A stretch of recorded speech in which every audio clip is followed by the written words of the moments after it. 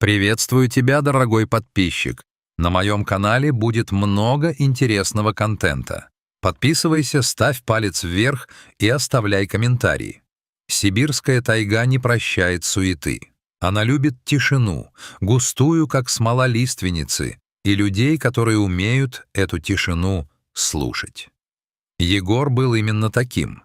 Высокий, сутуловатый, с плечами, привыкшими к весу тяжелого короба, и глазами цвета подтаявшего льда он казался частью местного пейзажа, таким же суровым и неприступным, как скалы над притоком Енисея. Его одиночество не было врожденным.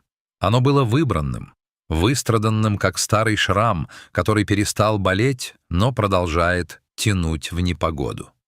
20 лет назад, уходя в армию, Егор оставил в деревне Аксинью, тонкую, как молодая березка, с косой до пояса и смехом, который, казалось, мог разогнать тучи над хребтами. Он писал ей письма на обрывках газет, вкладывая в каждое слово надежду на возвращение, а вернувшись, застал ее в чужом доме. Родители, побоявшись бескормицы и одиночества дочери, выдали ее за крепкого, но холодного Ивана, сына местного председателя. Егор не стал бить окна и устраивать потасовок. Он просто собрал вещи, ушел на самый край деревни, где лес вплотную подступал к огородам, и поставил избу. С тех пор его видели редко. Единственной душой, которую Егор впустил в свой мир, стала Грета. Это была не просто собака, помесь овчарки с кем-то очень крупным, вольным и лохматым. Деревенские ее побаивались. «Не собака, а медведь на цепи», — шептались бабы, когда видели, как Грета трусит за хозяином, не обращая внимания на тявканье мелких шавок. Грета и вправду была огромной, с тяжелыми лапами и умным, почти человеческим взглядом, в котором читалось глубокое спокойствие.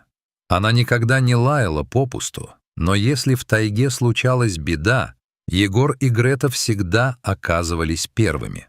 То выведут заблудившегося грибника, то отгонят стаю волков от колхозного стада, не требуя награды. Однажды весной, когда снег еще лежал в глубоких оврагах, а воздух пах талой водой и прелой хвоей, Егор обходил свои селки. Грета вдруг замерла, подняв загривок, и тихо, предупреждающе заурчала. В корнях поваленного векового кедра Егор увидел нечто маленькое и копошащееся. Медвежонок. Совсем крохотный, он жался к телу мертвой матери, которую, судя по страшным ранам, задрал старый самец-шатун. Егор замер. Сердце кольнуло острой жалостью, но разум, закаленный годами выживания, твердил: «Не бери. Природа сама рассудит. Вырастет зверь, беда будет и тебе, и деревне». Он развернулся и решительно пошел прочь, уводя Грету за ошейник. Ночью Грета не спала. Она скулила у двери, царапала порог и смотрела на Егора так, будто он совершил предательство. А утром Егор обнаружил, что тяжелая цепь пуста, собака сорвалась. Он нашел ее через час на том же месте у кедра. Грета стояла посреди поляны, залитой холодным весенним солнцем, а в ее пасти, бережно за шкирку, висел медвежонок. Она принесла его к ногам хозяина и замерла, не отводя глаз. «Ну, дура!» — выдохнул Егор, забирая холодный, пахнущий лесом комок шерсти. «Погубишь ты нас обоих. Ладно, неси домой, мать-героиня». Медвежонка назвали Потапом. Первые месяцы он жил в сенях, питаясь козьим молоком и овсяной кашей. Грета приняла его как родного щенка, вылизывала дочиста, согревала своим теплом в холодные ночи и учила собачьим манерам. Медведь рос удивительно спокойным. Он не рычал, а лишь смешно сопел, когда Грета шутливо кусала его за уши, призывая к порядку. Со временем Потап стал ходить за Егором по пятам, словно вторая собака, вызывая у забредавших к избе соседей суеверный ужас. Однако тайга — это не двор. К осени 3-го года Потап стал превращаться в мощного, сильного зверя. Он все чаще застывал у кромки леса, вдыхая запахи воли, дикого зверя и свободы. В один из вечеров, когда небо окрасилось в багровый цвет, он просто не вернулся к миске. Егор долго стоял на крыльце, слушая, как шумит лес, прощаясь со своим воспитанником. Он знал, так правильно. Зверь должен принадлежать лесу, а человек — своей тишине. Беда пришла через год, когда Егор уехал в город за солью, мукой и патронами. Председательский сын, тот самый Иван, что забрал Аксинью, давно точил зуб на Егора. Его раздражала эта гордая независимость отшельника, его связь с лесом, которую Иван при всей своей власти не мог купить. К тому же в деревне пошли недобрые слухи, что Грета Шей — порченная собака, раз медведя выкормила, мол, в ней самой зверь проснулся. Воспользовавшись отсутствием Егора, Иван с приятелями подкараулили Грету у реки. Оглушили прикладом, связали и заперли в темном душном сарае на председательском дворе. Иван хотел проучить соседа, продать собаку заезжим охотникам для притравки, чтобы уничтожить последнее, что было дорого Егору. Вернувшийся Егор метался по деревне 3 дня. Он стучал во все двери, заглядывал в глаза бывшим знакомым, но люди отводили взгляды, прячась за засовами. Председатель лишь ухмылялся в усы. «Сбежала твоя псина, Егор. В лес ушла, видать, за медведем своим соскучилась. Ищи свищи теперь». Егор чувствовал, врут.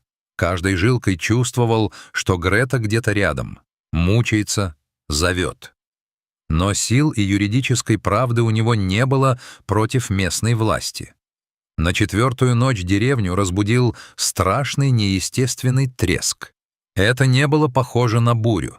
Это был звук ломающегося дерева и яростный утробный рев, от которого кровь стыла в жилах, а скотина в хлевах начинала биться в панике. Люди высыпали на крыльца и замерли, боясь дышать. Из леса прямо через центральную улицу размеренно и страшно шел огромный медведь. Он не обращал внимания на лающих собак. Те, поджав хвосты, с визгом забивались под дома.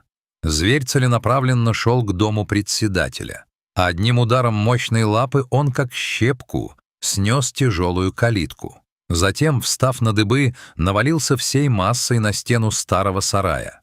Гнилые доски хрустнули и лопнули. Через минуту из разрушенной постройки выскочила прихрамывающая, измученная, но живая Грета.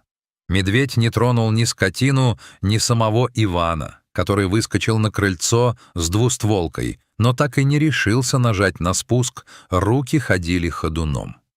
Зверь просто стоял, тяжело и хрипло дыша, пока Грета не подошла и не лизнула его в окровавленную от щеп лапу. Зверь издал короткий звук, похожий на ворчание, и, развернувшись, скрылся в тени деревьев вместе с собакой. Утром Грета была у порога Егора. Она просто легла на коврик, уткнув нос в сапог хозяина, будто никуда и не уходила. А Иван, побелевший от страха и стыда, навсегда зарекся подходить к дому отшельника.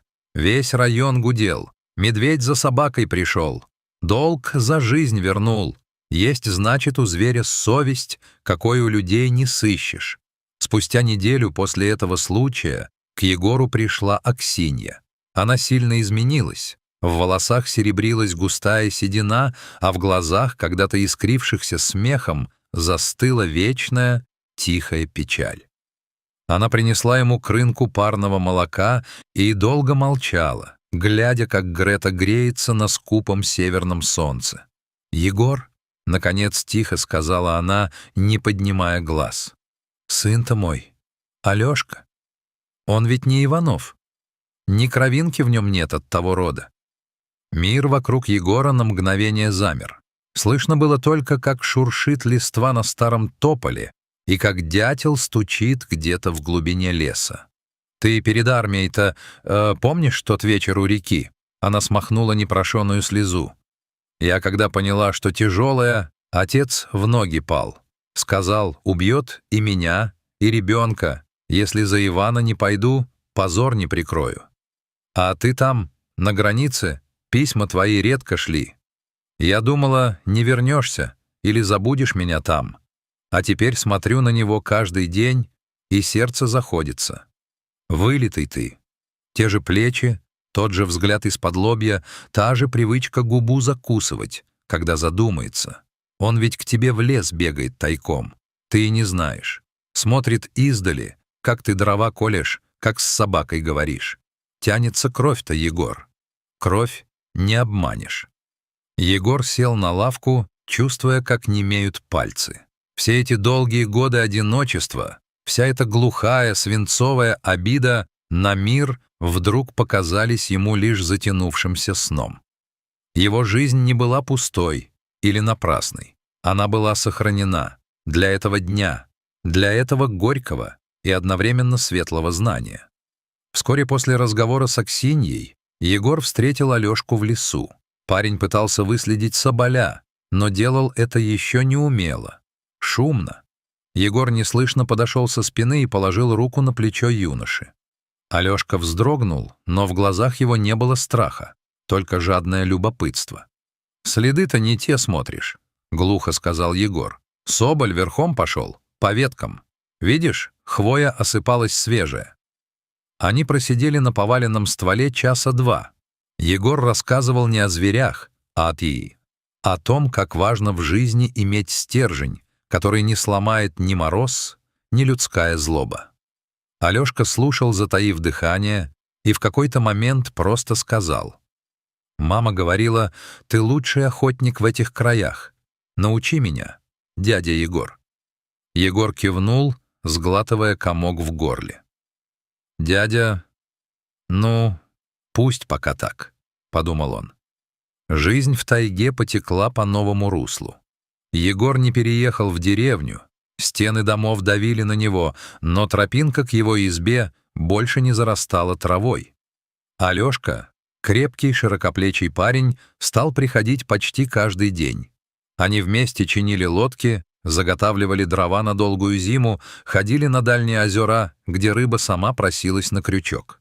Егор, скупой на похвалу, постепенно передавал сыну все, что накопил за годы одиночества, как читать следы по росе, как лечить раненое дерево, как отличать истинную опасность от ложной тревоги. Грета состарилась совсем. Она больше не бегала за зайцами и не уходила далеко от крыльца, все чаще дремала на солнце, положив тяжелую голову на лапы. Но иногда тихими безветренными вечерами, когда огромная луна заливала тайгу призрачным серебристым светом, из леса доносилось знакомое тяжелое сопение. Огромная темная тень отделялась от вековых елей и замирала на самом краю поляны. Это был Потап. Он никогда не подходил к дому вплотную, словно уважал границу между миром людей и миром дикой природы. Но его незримое присутствие дарило Егору странный глубокий покой. Эта история со временем стала легендой в тех краях. О человеке, который не сломался под тяжестью несправедливости, о собаке, чье сердце оказалось больше ее страха, и о диком звере, который помнил тепло человеческих рук.